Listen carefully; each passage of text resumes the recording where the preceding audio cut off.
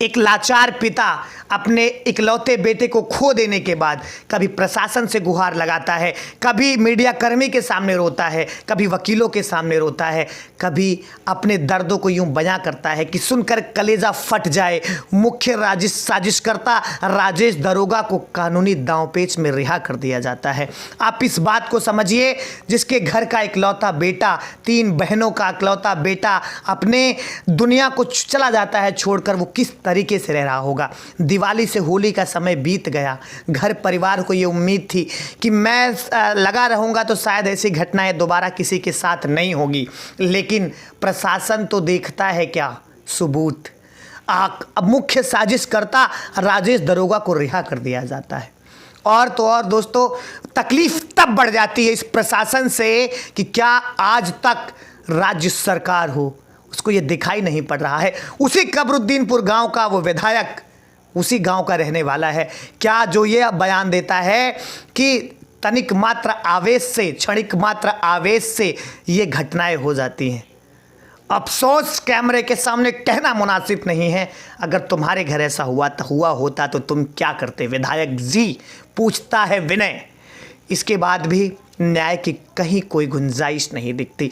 ना उस परिवार के सहारे के लिए मुख्यमंत्री या विधायक को से पैसे आते हैं, ना उन 3 बहनों का जो इकलौता चिराग भाई था उनसे कोई नौकरी की बात होती है। दोस्तों, तकलीफ तब हो जाती है जब आज भी इस स्वतंत्र भारत में गरीब, लाचार और थोड़ा सा नीचे क्लास के रहने वाले लोग न्याय से वंचित रह जाते हैं। और शर्म तब लगती है जब लोग चाटुकारिता करते हैं, जब लोग ऐसे लोगों का साथ देने के बजाय राजनीति करते हैं। उस समय, जिस समय उस लड़के का गला काटा गया, लगा था कि शायद न्याय मिलेगा, लेकिन आज भी वो परिवार दर बदर के ठोकरें खा रहा है। एक पल के लिए कुछ लोग आते हैं, अपनी टीआरपी बढ़ाते हैं, कुछ लोग व्यूज़ बढ़ाते हैं, कुछ लोग क्या करते हैं कि आकर के सिर्फ अपने फेम बढ़ाते हैं कि हाँ मैं ये हूँ। कुछ ऐसा ही हुआ कबरुद्दीनपुर के गांव के प्रधान वीरेंद्र यादव ने। ऐसा लगा कि हाँ कोई गरीबों का मसीहा है। आज के इस जनरेशन में भी कोई ऐसा प्रधान, लूट खाने वाले प्रधानों की लगभग भरमार है, लेकिन नहीं कोई एक ऐसा प्रधान भी है जो न्याय की बात करता है, जो न्याय दिलाएगा। लेकिन समय का कालचक्र यूँ घुमा कि वो प्रधान लड़की से, एक औरत से अभद्र भाषा, रंगदारी और तमाम धाराओं में जेल चला जाता है, जिस पर पुलिस ये कहती है कि 17 से 18 मुकदमे दर्ज हैं। दोस्तों, वो जेल उस दिन जाता है जब वो सीना तान चिल्ला कर कहता है कि अगर प्रशासन सिर्फ कह दे बुलडोजर चलवाना है, एक आर्डर मिल जाए, चलवाने की जिम्मेदारी मेरी। लेकिन प्रशासन की भी चाल समझिए, 10 मार्च के दिन उसकी गिरफ्तारी हो जाती है। क्यों? क्योंकि अगर निर्णय भी आ जाए तो तुरंत बुलडोजर ना चले, हाई कोर्ट तक जाने का मौका मिल जाए।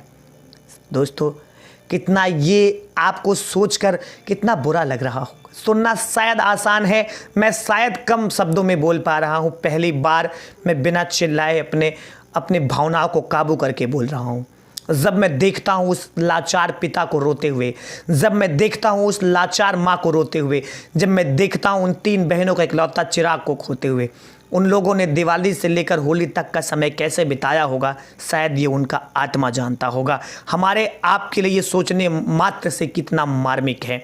दोस्तों, ये कितनी निंदनीय है अपने कानून व्यवस्था पर, ये जानते हुए भी कि इकलौता बेटे का सर धड़ से अलग कर दिया गया है, लेकिन वही परिवार आज भी न्याय की गुहार लगा रहा है, न्याय की आस लगाए बैठा है। कोई सुनवाई नहीं है। और तो और आरोपी की जो पत्नी है, लालता की पत्नी इंद्रावती देवी ने जो कहा है अपने हलफनामे में, एक याचिका की कि उन्होंने अभी एक मामले में जिस पे आरोप सिद्ध नहीं हुआ है।